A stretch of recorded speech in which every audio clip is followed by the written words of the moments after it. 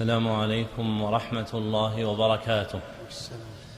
الحمد لله الذي شرح صدور المؤمنين للسنة وشرفهم باتباعها وجعلها مع القرآن نورا هاديا للجنة، وأشهد أن لا إله إلا الله وحده لا شريك له مقرا بجلاله وربوبيته وبوحدانيته في إلهيته وعبادته، وأشهد أن محمدًا عبده ورسوله المصطفى من بريته والمخصوص بعموم رسالته، صلوات الله وسلامه عليه وعلى آله وأصحابه وعترته.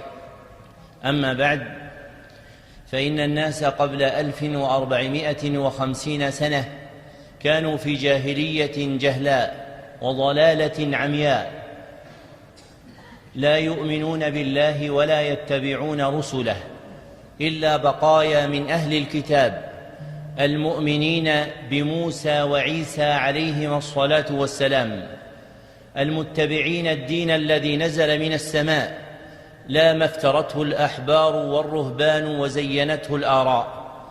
ففي صحيح مسلم من حديث معاذ بن هشام عن أبيه عن قتادة عن مطرف بن عبد الله بن الشخير عن عياض المجاشعي رضي الله عنه أن رسول الله صلى الله عليه وسلم قال: إن الله نظر إلى أهل الأرض فمقتهم عربهم وعجمهم إلا بقايا من أهل الكتاب، فكان أكثر أهل الأرض أسرى مقيدين بأغلال الضلالة التي قيدهم بها أحبار السوء ورهبان الغواية وكهنة الدجل وفلاسفة العماية، محجوبين بظلمات الباطل عن نور الهدى.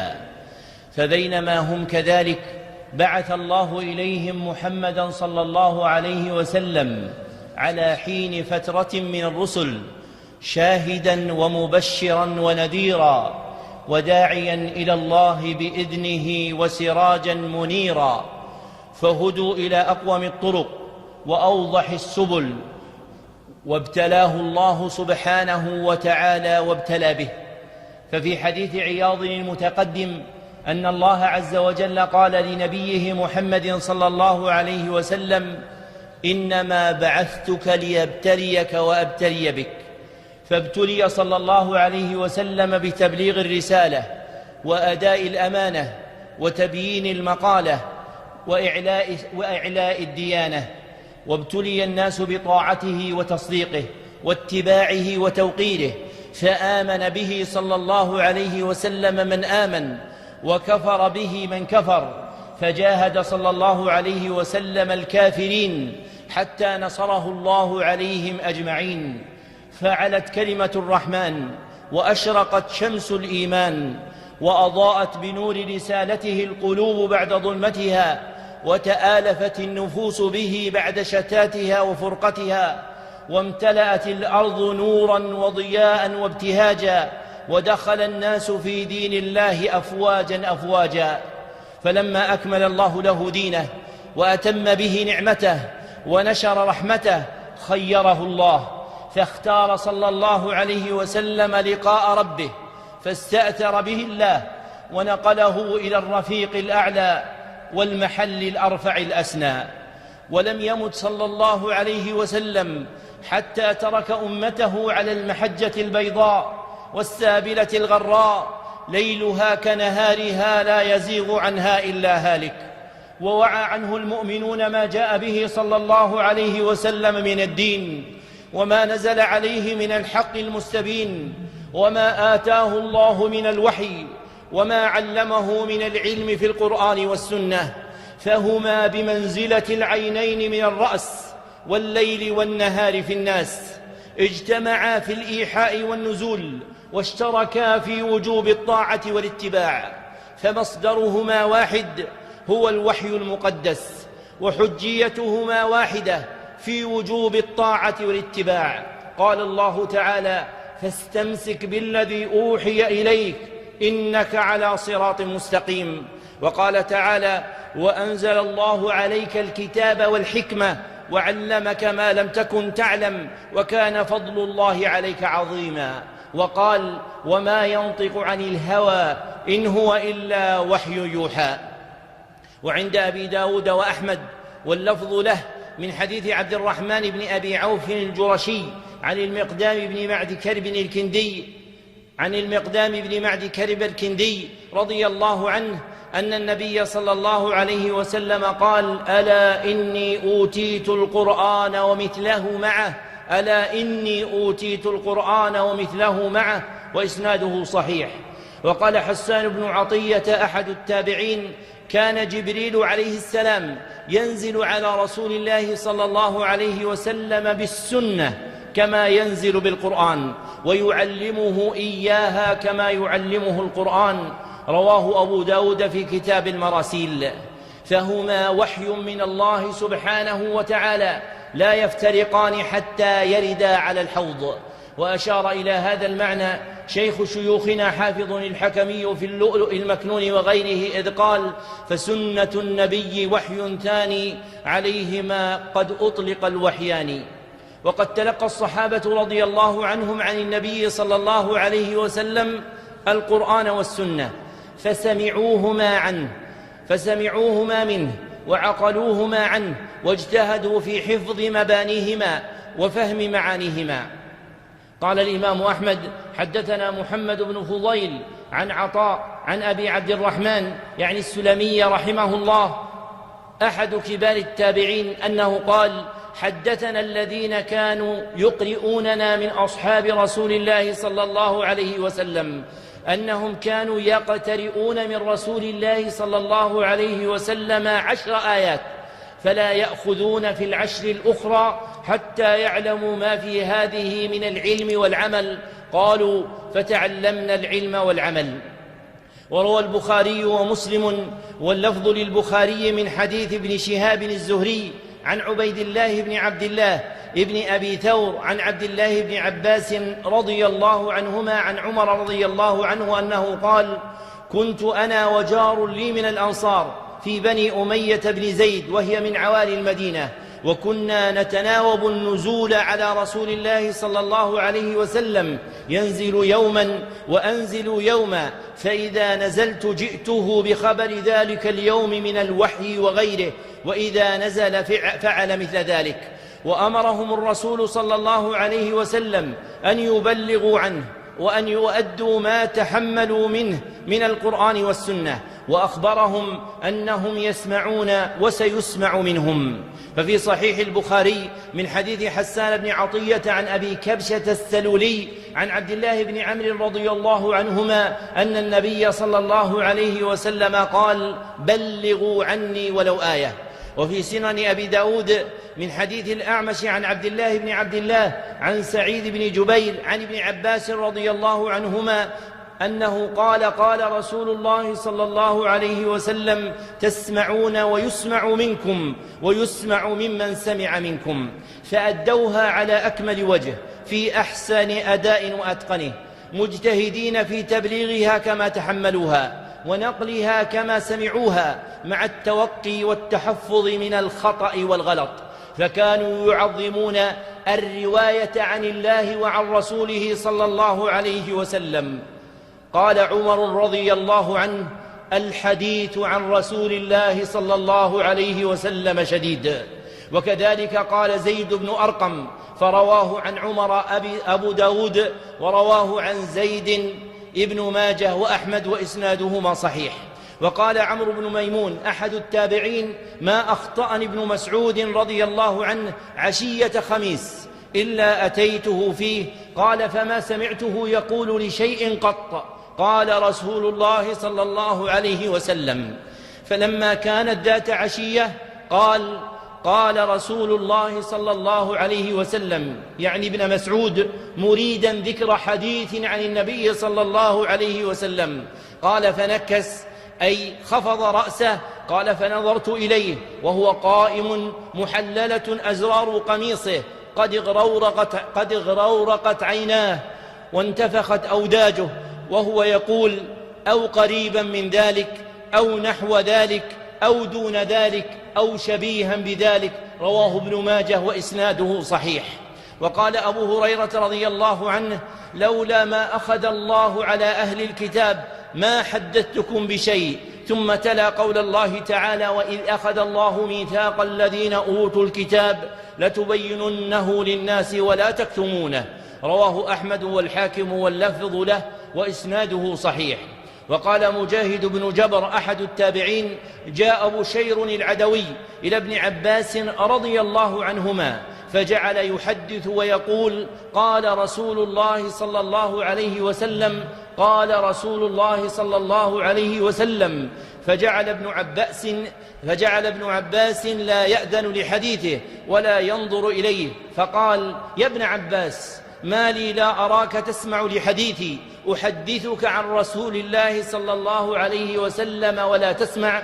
فقال ابن عباس: إنا كنا مرة إذا سمعنا رجلا يقول قال رسول الله صلى الله عليه وسلم ابتدرناه بأبصارنا وأصغينا إليه بآذاننا، فلما ركب الناس الصعب والذلول لم نأخذ من الناس إلا ما نعرف. رواه مسلم في مقدمة صحيحه. ثم سار بسيرهم من جاء بعدهم وهم التابعون، فحفظوا عنهم ما حفظوه هم عن الرسول صلى الله عليه وسلم، واجتهدوا في إتقانه وصيانته، وأحوالهم في هذا مشهورة معروفة في مضانها. ونجمت في زمانهم الفتن فأطلت برأسها واستفحل شرها وذيق مرها، فاجتهدوا في صيانة حديث رسول الله صلى الله عليه وسلم وتمييز رواته وتعيين من يقبل حديثه ومن يرد. قال محمد بن سيرين: لم يكونوا يسألون عن الإسناد، فلما وقعت الفتنة قالوا: سموا لنا رجالكم، فينظر إلى أهل السنة فيؤخذ حديثهم، وينظر إلى أهل البدع فلا يؤخذ حديثهم. رواه مسلم في مقدمة صحيحه. وقال عبد الله بن ذكوان المدني: أدركت بالمدينة 100 كلهم مأمون، ما يؤخذ عنهم الحديث يقال ليس من أهله. رواه مسلم في مقدمته أيضا. وورث عن التابعين هذا الاجتهاد والتيقظ في حفظ السنة وتمييز من يعتد بروايته ويعتمد عليها ومن ليس معتدا بروايته ولا معتمدا عليه فيها، أتباع التابعين الذي جاءوا بعدهم، فتمحض من طريقتهم صفة من يقبل حديثه ومن يرد.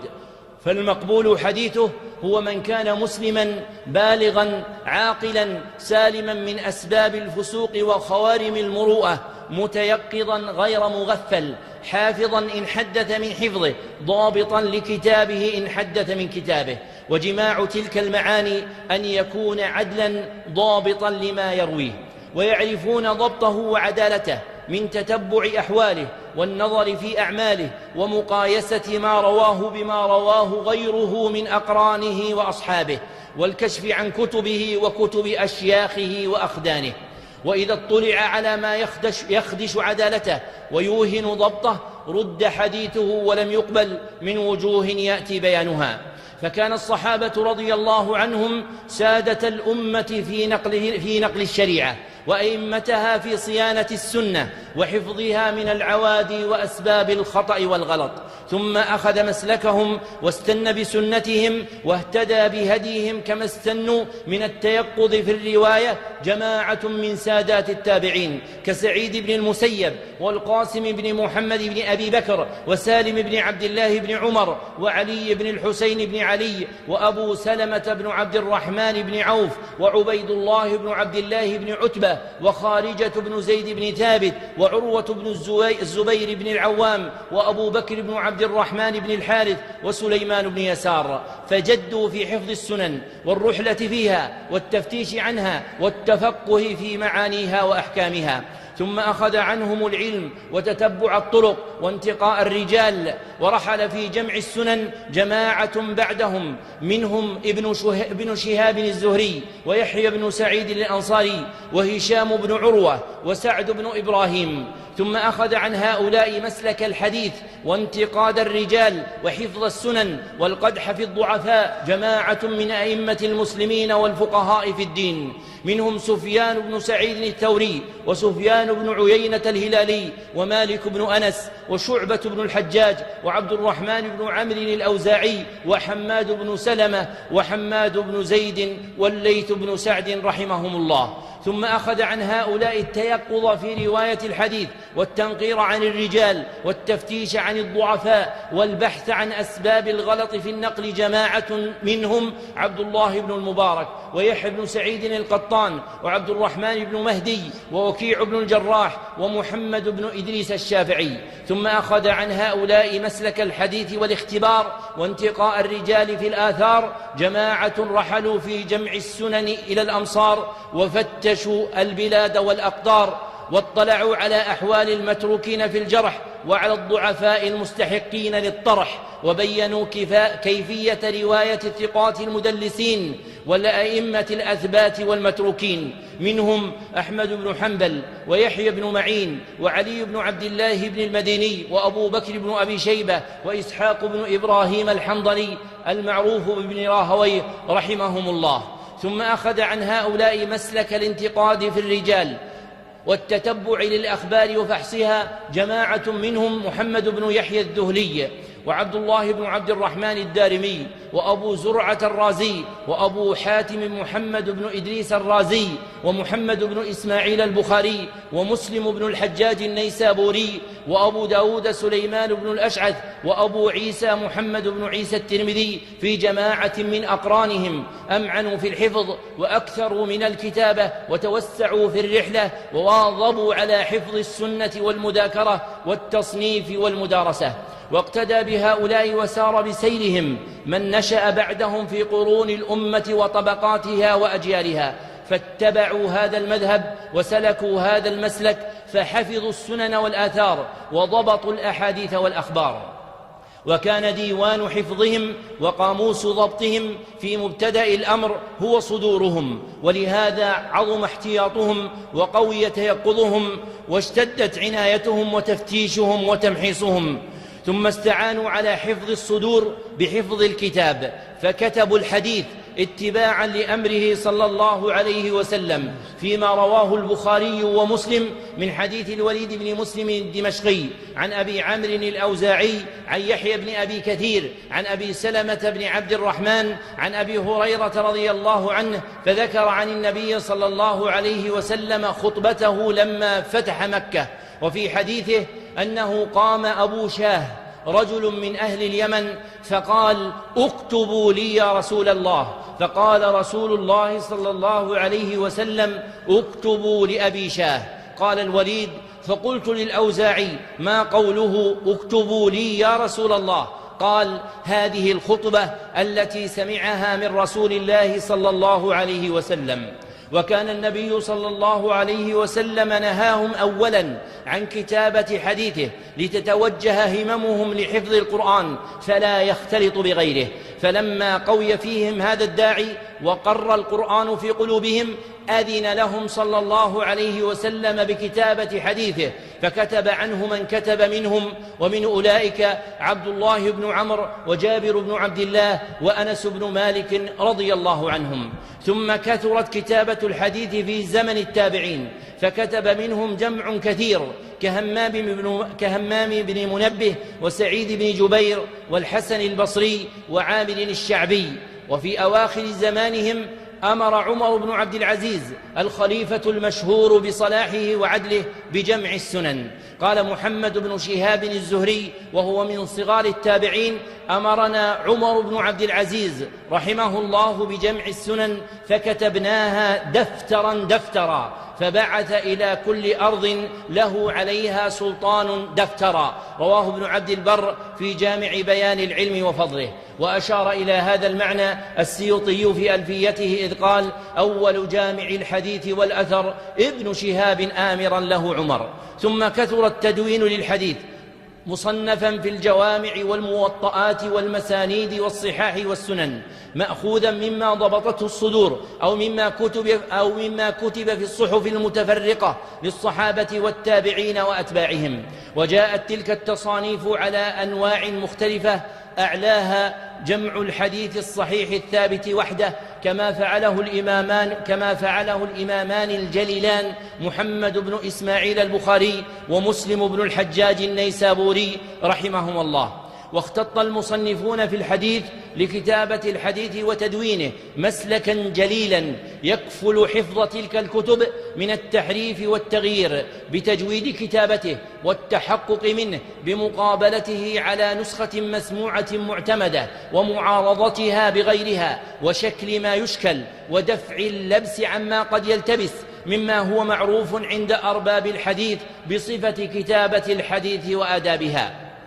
وكان من جمع الصحيح منهم كالبخاري ومسلم رحمهم الله يضعون شروطا مشددة وأوصافا محددة للحديث الصحيح لا تنحصر في عدالة الرواة وضبطهم، بل ببلوغهم الدرجة العليا في ذلك مع تحقق أخذ كل راو منهم عمن فوقه بسماع أو ما في معنى السماع، وسلامة الحديث من علة وخطأ يضعفه أو شذوذ بالمخالفة يوهنه.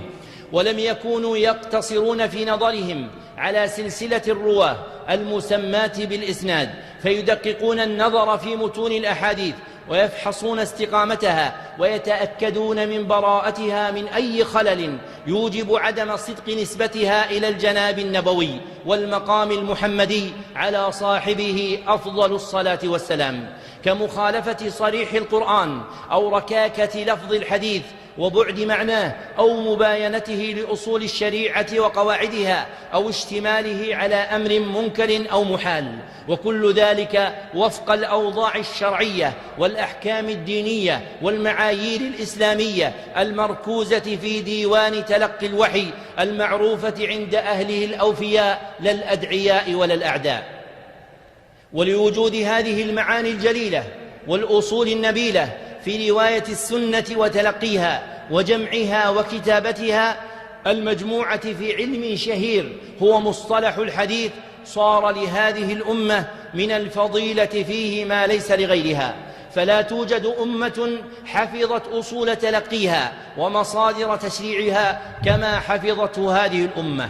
ليس هذا فحسب، فالمنصفون من الأمم الأخرى والأديان المخالفة شهدوا بهذا، وأكتفي بشهادة معظمة عند أرباب الثقافة والفكر، فصاحبها أستاذ شهير في دراسة التاريخ والحضارة، وكتب صفوة أفكاره في كتاب سيار يعد أصلاً من أصول الكتابة التاريخية، هو كتاب مصطلح التاريخ. وصاحبه هو الدكتور أسد جبرائيل رستم، وهو لبناني نصراني، فكان مما قاله في الكتاب المذكور قال: أول من نظم نقد الروايات التاريخية ووضع القواعد لذلك علماء الدين الإسلامي، فإنهم اضطروا إلى الاعتناء بأقوال النبي صلى الله عليه وسلم وأفعاله، فقالوا: إن هو إلا وحي يوحى، وما يتلى منه هو القرآن، وما لا يتلى منه فهو السنة. فانبروا لجمع الأحاديث ودرسها وتدقيقها، فأتحفوا علم الحديث بقواعد لا تزال في أسسها وجوهرها محترمة في الأوساط العلمية حتى يومنا هذا. انتهى كلامه.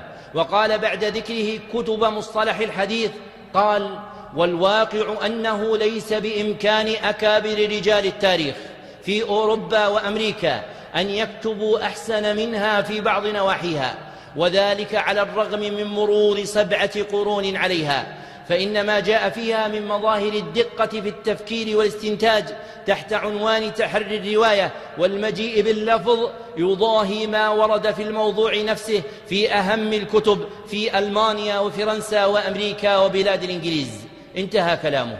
وأدى سلوك ما تقدم في رواية الحديث ابتداءً ثم جمعه في كتب جامعة إلى قسمة الأحاديث إلى نوعين كبيرين، هما الحديث المقبول والحديث المردود.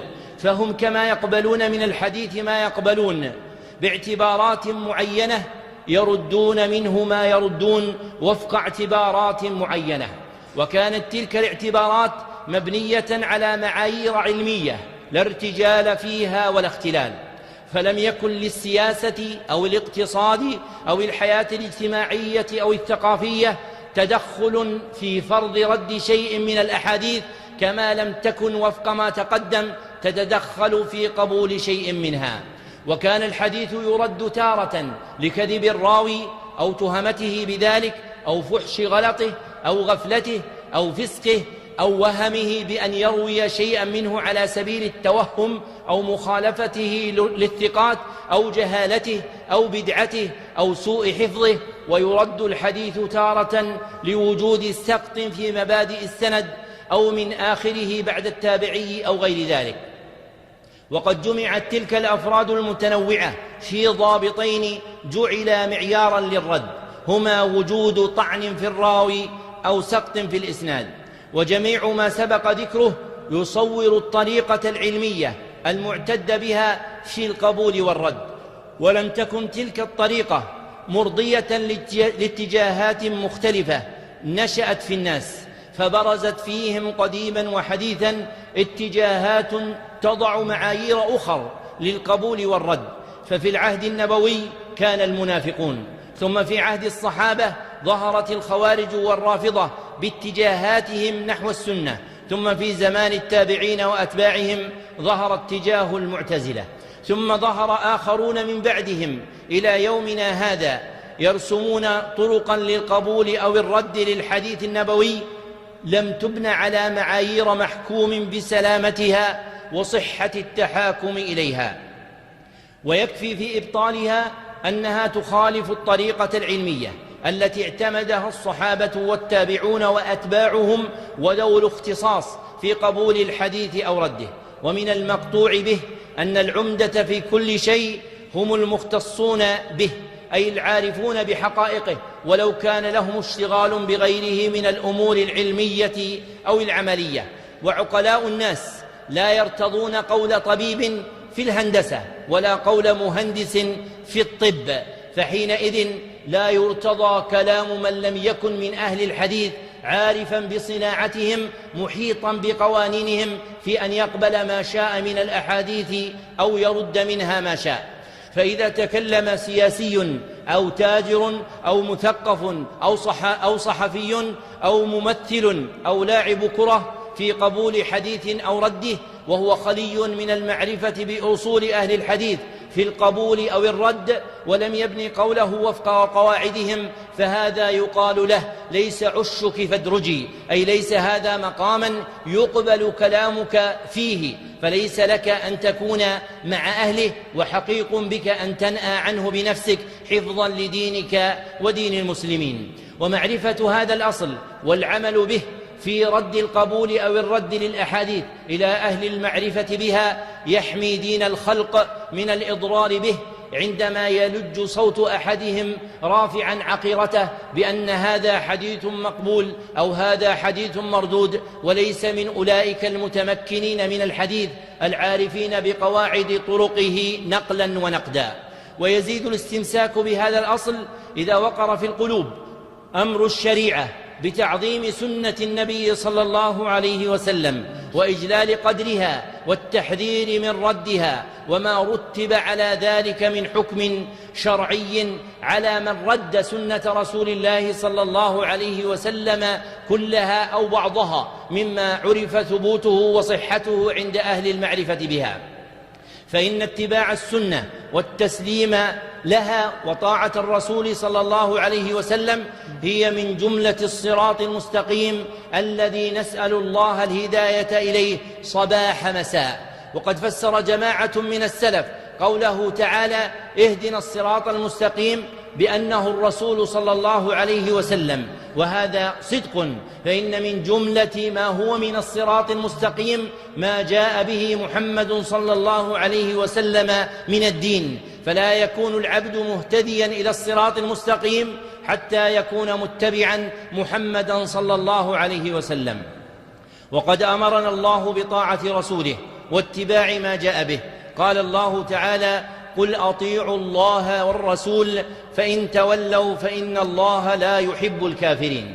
وقال تعالى: وأطيعوا الله والرسول لعلكم ترحمون. وقال تعالى: فلا وربك لا يؤمنون حتى يحكموك فيما شجر بينهم ثم لا يجدوا في أنفسهم حرجا مما قضيت ويسلموا تسليما. وقال تعالى: يا أيها الذين آمنوا لا تقدموا بين يدي الله ورسوله واتقوا الله إن الله سميع عليم. وقال تعالى: وما آتاكم الرسول فخذوه وما نهاكم عنه فانتهوا. وقال تعالى: لقد كان لكم في رسول الله أسوة حسنة لمن كان يرجو الله واليوم الآخر وذكر الله كثيرا. وحذرنا الله عز وجل من معصيته ورد سنته وترك العمل بما جاء فيها، فقال الله تعالى: فليحذر الذين يخالفون عن أمره أن تصيبهم فتنة أو يصيبهم عذاب أليم. وقال تعالى: ومن يعص الله ورسوله ويتعد حدوده يدخله نارا خالدا فيها وله عذاب مهين. وقال تعالى: ومن يعص الله ورسوله فقد ضل ضلالا مبينا. وقال تعالى: ومن يعص الله ورسوله فإن له نار جهنم خالدين فيها أبدا. قال الإمام إسحاق بن راهويه رحمه الله: من بلغه عن رسول الله صلى الله عليه وسلم خبر أي حديث يقر بصحته ثم رده بغير تقية فهو كافر. وفي فتاوى اللجنة الدائمة: الذي ينكر العمل بالسنة يكون كافرا لأنه مكذب لله ولرسوله صلى الله عليه وسلم ولإجماع المسلمين. انتهى كلامهم.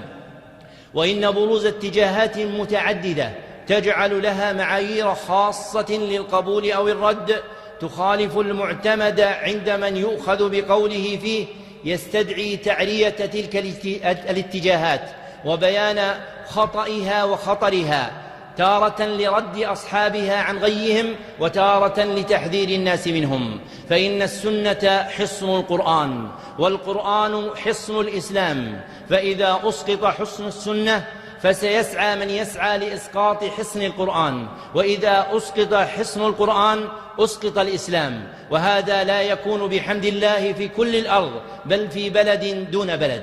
ولا يخفى وجود هذا في التراتيب الفكرية التي صعدت في بلاد العالم الإسلامي في أواسط القرن الماضي، فإنها ابتدأت بتوجيه سهامها إلى السنة ثم ما لبثت أن وجهتها إلى القرآن ثم هاجمت الإسلام كله ورأت تعاليمه سدا مانعا من التقدم والحضارة. وصعود مدرستها الفكرية اليوم سواء المنظمة أو الفوضوية يستدعي القيام بمراغمتها وتجريدها من الهالة التي أحاطت بها نفسها وبيان إفلاسها وكونها خطرا عظيما على البلاد والعباد. وصد عدوان المعتدين على السنة له أبواب مختلفة لا يمكن الإحاطة بها في مدة ساعة، وسأكتفي ببيان أسباب نشأ منها رد السنة وكشف معايير فاسدة جعلت لإخضاع السنة للقبول أو الرد من خلالها، فامتزجت الأسباب الكاسدة والمعايير الفاسدة وشكلت أصول رد السنة غالبا لا قبولها، فهي تسلط للرد لا للقبول، لأن الداعين إليها لا يعتنون بقبول السنة ولا يدعون إليها، فهم يجعلون تلك الأصول معايير للرد فقط. وسأذكر جملة من الأصول التي ينشأ منها رد الحديث في الممارسات المعاصرة التي تشيع بين المسلمين، وهي أصول ضالة ظالمة منحرفة عن جادة أهل الإسلام. فالأصل الأول رد الحديث استبطانا للنفاق، فالمنافقون في الأمة باقون إلى قيام الساعة، وفي الناس من يبادر لرد الحديث بدعوى مموهة حقيقتها النفاق المختفي، فهو لا يرضى من الإسلام بشيء ولا يستطيع الصدع بكفره فيرد الحديث بنفاقه. فهذا الحديث الصحيح: كل أمتي يدخلون الجنة إلا من أبى. قالوا: ومن يأبى يا رسول الله؟ قال: من أطاعني دخل الجنة ومن عصاني فقد أبى. هذا الحديث الذي لم يضعفه أحد خلال قرون الإسلام السابقة يطل عليه من يدعي رده وعدم قبوله، لما فيه من رائحة الشرك التي تكرس الطاعة المطلقة للنبي صلى الله عليه وسلم، فتجعله ندا لله، فلا طاعة فوق طاعة الله ولا شيء مثلها. فيتباكى هذا المنافق على تضييع طاعة الله سبحانه بالتهوين من طاعة نبيه صلى الله عليه وسلم، ويوهم أن هذا الحديث يجعل العبد بعيدا عن طاعة الله واتباع كتابه، جاهلا أو متجاهلا ارتباط الطاعتين المبين في قوله تعالى: ومن يطع الرسول فقد أطاع الله. فتلك الطاعة له صلى الله عليه وسلم المذكورة في الحديث هي طاعة لله عز وجل، فالرسول صلى الله عليه وسلم يبلغ عنه ويأمر بما يأمر به سبحانه، ولكن المنافقين لا يفقهون، ولكن المنافقين لا يعلمون. والأصل الثاني رد الحديث استجابة لداعي البدعة، فمن الناس من يشرب قلبه البدعة فيحيطها بسور يحفظها، ولا يبالي أن يرد وراء السور أحاديث تناقض بدعته. فالقدري الذي يزعم أن لا قدر، وأن الله لم يقدر مقادير الخلق، لا تقوى نفسه على قبول قوله صلى الله عليه وسلم: إن الله كتب مقادير الخلائق قبل أن يخلق السماوات والأرض ب50,000 سنة. فيرد هذا الحديث لأنه يخالف بدعته، وتبلغ الشناعة أوجها عندما يتجرأ في الطعن في الرد على الثقات المتحققين من سلامة نقلهم وصحته. ويؤمل كثير من رواد البدعة وأربابها أن يحكوا الأحاديث المروية عن النبي صلى الله عليه وسلم المخالفة لأهوائهم من الكتب، وأن يطمسوا معالمها من دواوين الإسلام. ويشاركهم في هذا رواد المذاهب الفكرية المعاصرة كالعلمانية أو الليبرالية أو الشيوعية أو غيرها من الملل المختلفة، التي ترى في كثير من أحاديث النبي صلى الله عليه وسلم ما يباين مدرستها ويناقض فكرتها، فتتمنى السعي إلى تزييف هذه الأحاديث ونفيها من دواوين الإسلام وصدور أهله. والأصل الثالث رد الحديث استسلاما للهوى ورغبة النفس التي لا تبلغ رتبة البدعة، فيجري بالعبد هواه فيما يبتغيه ويهواه، ويتسارع استجابة لنفسه، ولا يتم له إيهام إقناع نفسه والآخرين إلا برد حديث النبي صلى الله عليه وسلم الذي يخالف هواه. فمن الناس من يدفع في صدر حديث لعن الله الواشمات والمستوشمات والنامصات والمتنمصات والمتفلجات للحسن المغيرة خلق الله، فيرد الحديث بهواه، ويتطلب من وجوه رده ما يتطلب، ويكسوها بهرجا زائفا في خطاب منمق من شنشنة نعرفها من أخزم، لأنه يخالف الأهواء الشاردة في باب الجمال من المتجملين والمتجملات أو المتاجرين بالتجميل. ففي الحديث ما يكسر شهوة نفوسهم نحو حسن الصورة، ويدعي منهم من يدعي أن الحديث مكذوب، إذ لا دخل للشريعة في رسم حدود الجمال لاختلافه باختلاف الزمان والمكان، وكأن واضع الشرع وهو الله سبحانه وتعالى لم يعلم بما يكون من ذلك. والأصل الرابع رد الحديث لضعف الإيمان ووهن التصديق الجازم ومخالطة الريبة قلب من رده. فمن أحاديث الخرافة عند بعضهم قوله صلى الله عليه وسلم: المرأة عورة، فهو يرده لارتيابه وضعف إيمانه، ولا يوجد في قلبه من وفور التصديق وثبوته ما يحمله على التسليم به، ولو قوي إيمانه لعلم أنه خبر من الصادق المصدوق صلى الله عليه وسلم، فعليه أن يسلم له.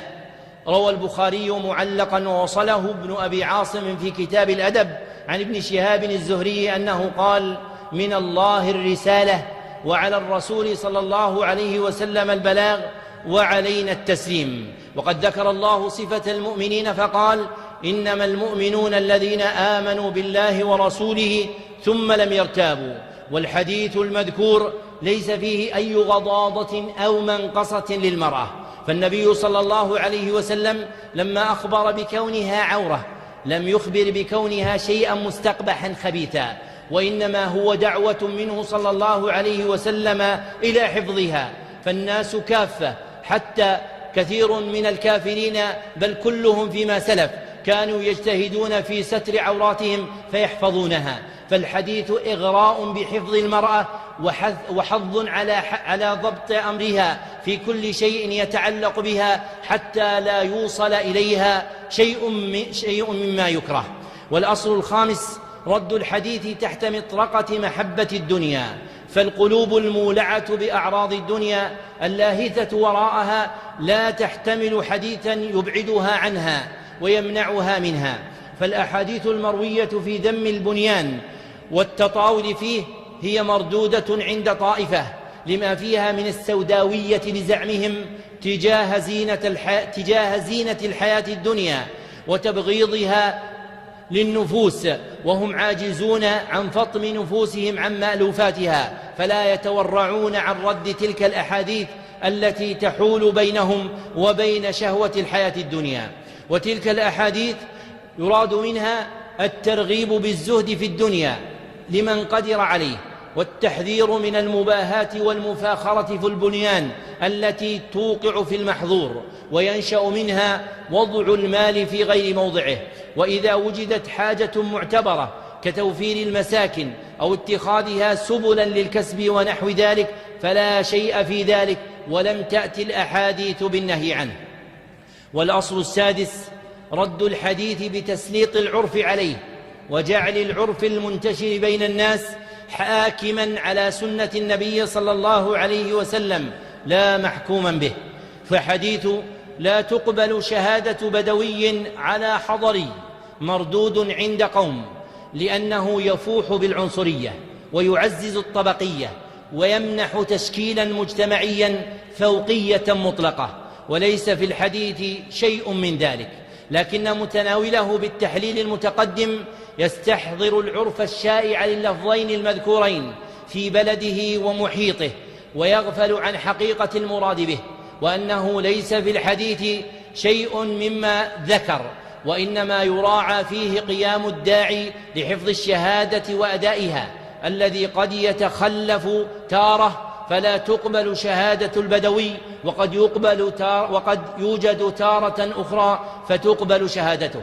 فالبدوي قليل الورود على حواضر الناس من المدن والقرى، ولا تشتغل نفسه إذا دخل مدينة أو قرية بضبط أحوال أهلها لأنه سريع الخروج منها، وهو كذلك إذا طلب للشهادة وأريدت منه عسر إدراكه وشق الوصول إليه لأنه يبدو في طلب الماء والمرعى فلا يقر له قرار غالبا. وإذا لم يوجد هذا الموجب قبلت شهادته. ومنه ما جاء عنه صلى الله عليه وسلم في قبول شهادة الأعرابي الواحد في رؤية هلال شهر رمضان. زد على هذا أن كثيرا من الفقهاء يرون أن المانع من قبول شهادة البدوي على الحضري هو التهمة التي تلحق الحضري المستدعي شهادة البدوي، لأن الناس لا يتركون التوثق بإشهاد جيرانهم وأهل بلدهم ويستشهدون بالأباعد وأهل البدو إلا لريبة. فالتهمة هنا متعلقة بالحضري طالب الشهادة لا بالبدوي الشاهد. فالحديث كيفما كان على أي المعنيين ليس فيه شيء يفوح بالعنصرية أو الطبقية أو الفوقية المطلقة لتشكيلات مجتمعية في زمان أو مكان ما. والأصل السابع رد الحديث خنوعا أمام سلطان المتغلب وضعف المغلوب، كمن يرد اليوم قوله صلى الله عليه وسلم: ما رأيت من ناقصات عقل ودين أغلب لذي لب منكن. قالت امرأة: يا رسول الله، وما نقصان العقل والدين؟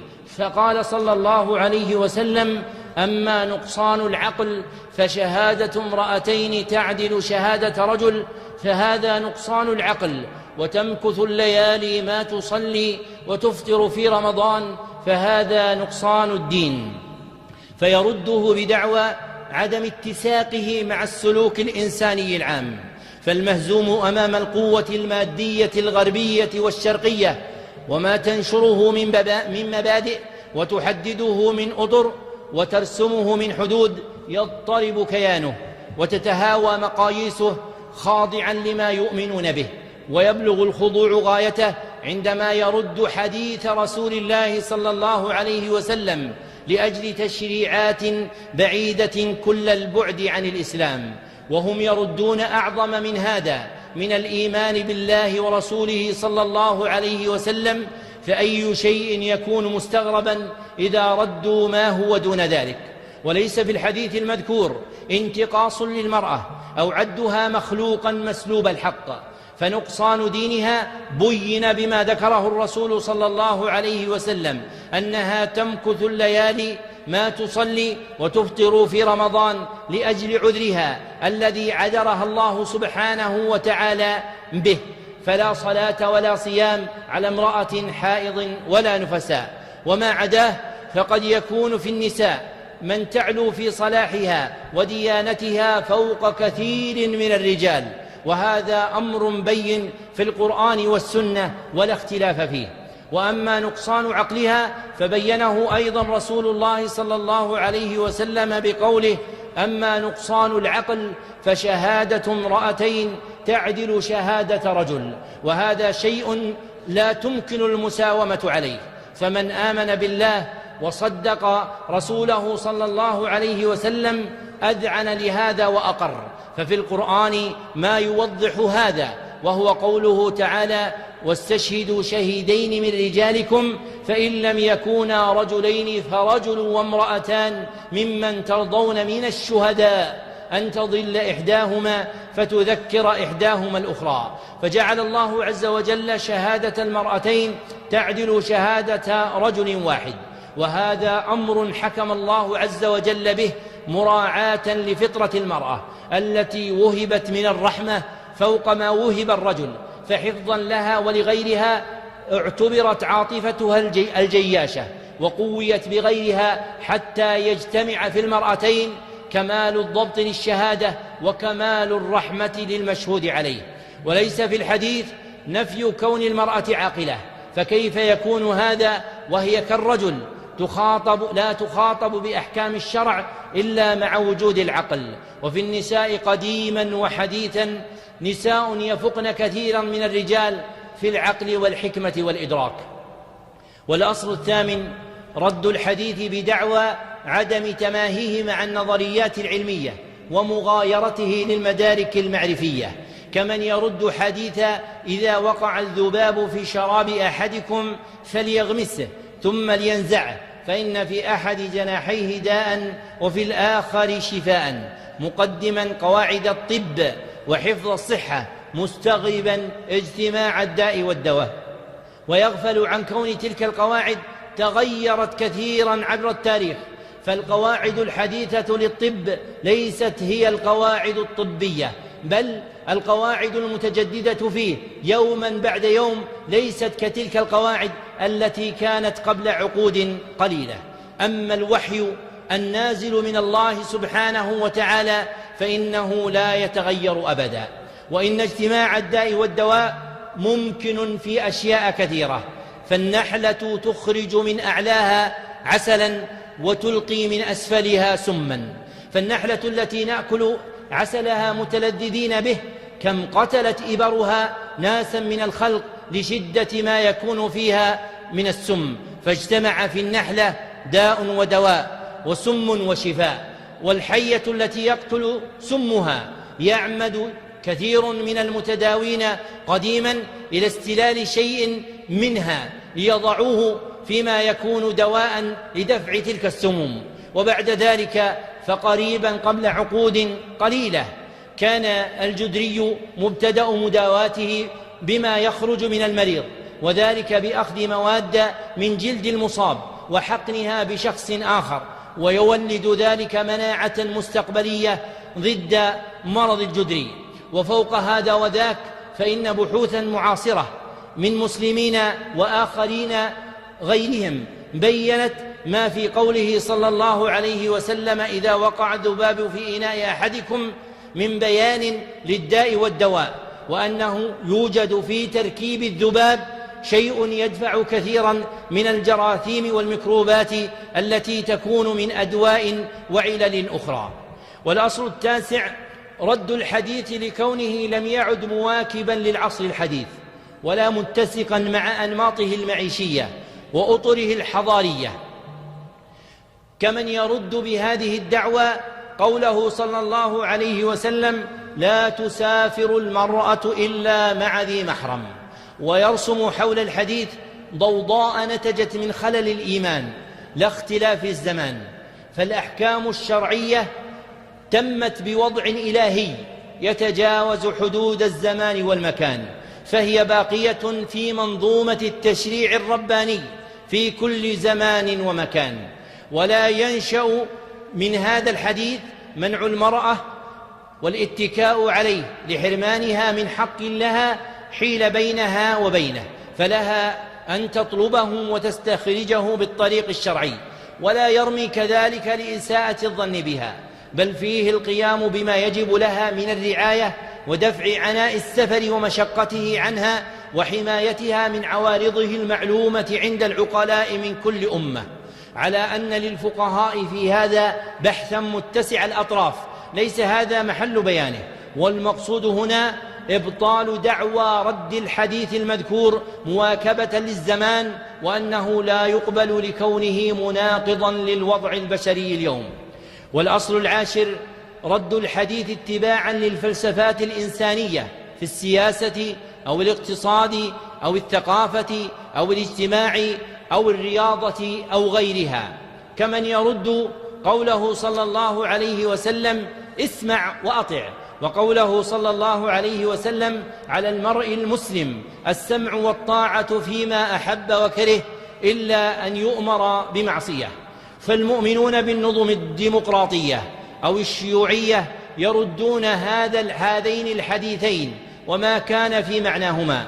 فالديمقراطي المؤمن بمنازعة ولي الأمر باسم المعارضة يرد قوله صلى الله عليه وسلم: اسمع وأطع.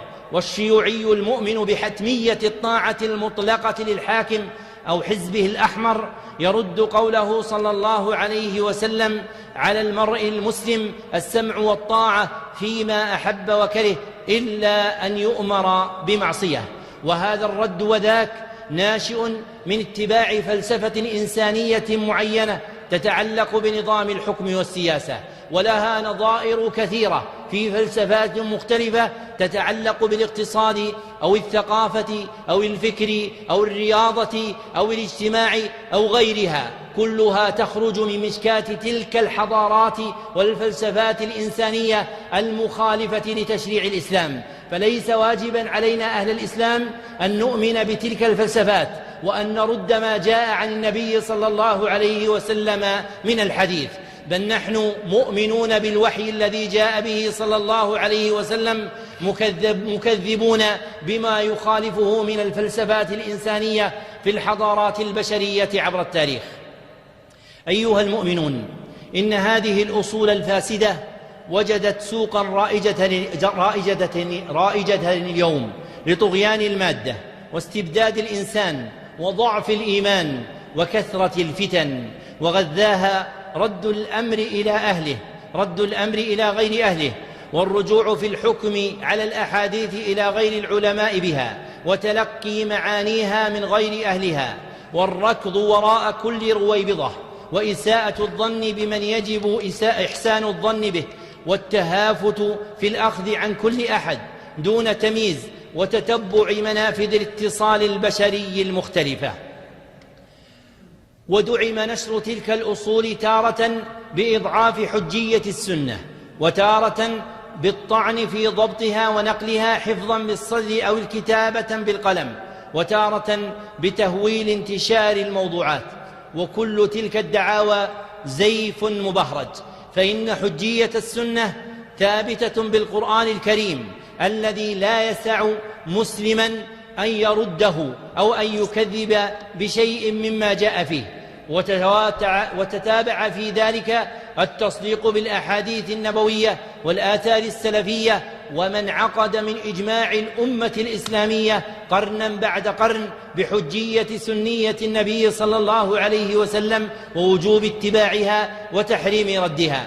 وكذلك ما يقعقع به من يقعقع حول ضبط الأحاديث حفظا أو كتابة، فإنه يبطله ما مضى مما ذكرناه من عناية الصحابة ثم من بعدهم إلى يومنا هذا بضبط الأحاديث المنقولة عن النبي صلى الله عليه وسلم وحفظها صدرا وسطرا، بحيث لا يتطرق إليها تغيير أو تحريف أو تزييف.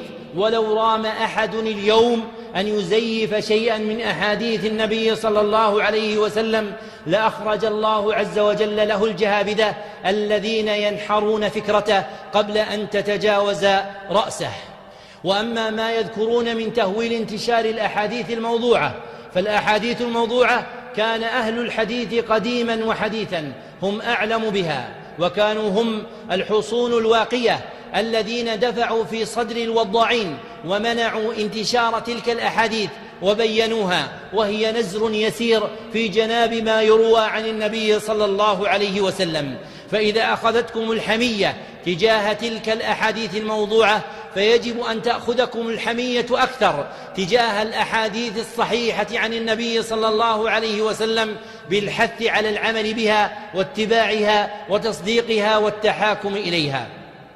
إن هذه الهجمة الشرسة ينبغي أن تحرك فينا حماسة إسلامية وغيرة دينية في تعظيم السنة النبوية وقبولها والاحتجاج بها عبر مظاهر مشهودة من العمل بالسنة وتعليمها ونشرها بين المسلمين وبناء المعاهد والكليات المتخصصة فيها وإعداد المشاريع العلمية الخادمة لها وتأهيل الأجيال المعتزة بها الحاملة لها وتصنيف الكتب المقربة لمقاصدها الواردة في الأحاديث وبيان ما يكذب عليها ونقض شبه المشبهين فيها.